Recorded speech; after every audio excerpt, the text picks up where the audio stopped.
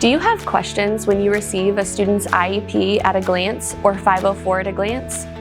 We hope this video helps to clarify any misconceptions and ultimately boost your confidence to appropriately accommodate your students' needs.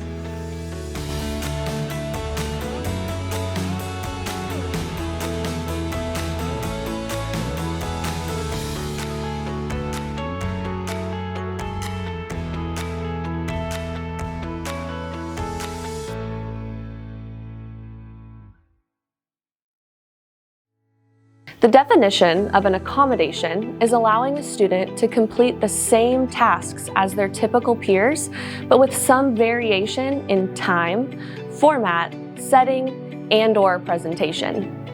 The purpose of an accommodation is to provide a student with equal access to learning and an equal opportunity to show what they know and what they can do without changing the instructional level, content, or performance criteria.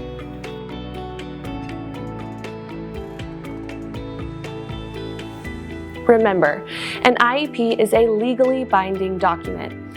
Therefore, accommodations and modifications are not at the teacher's discretion or only if a student asks. If they are listed on the IEP, they must be offered. You can do more than what is listed, but you cannot do less than what is listed.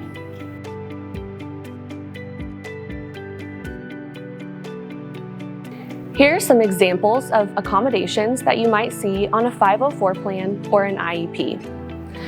Articles, questions, and text should be read to them via an assistive technology tool with their FM system and Chromebook combination. Extended time on classroom work, assignments, and/or assessments.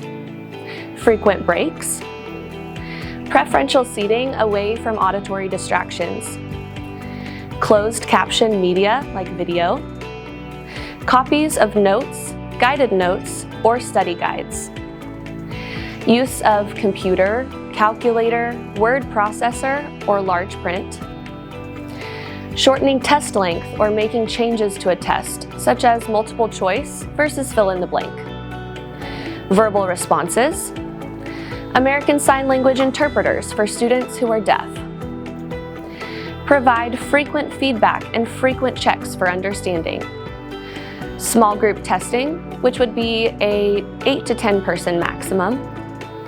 Separate location, which would be a smaller group, but not limited to 10 people only.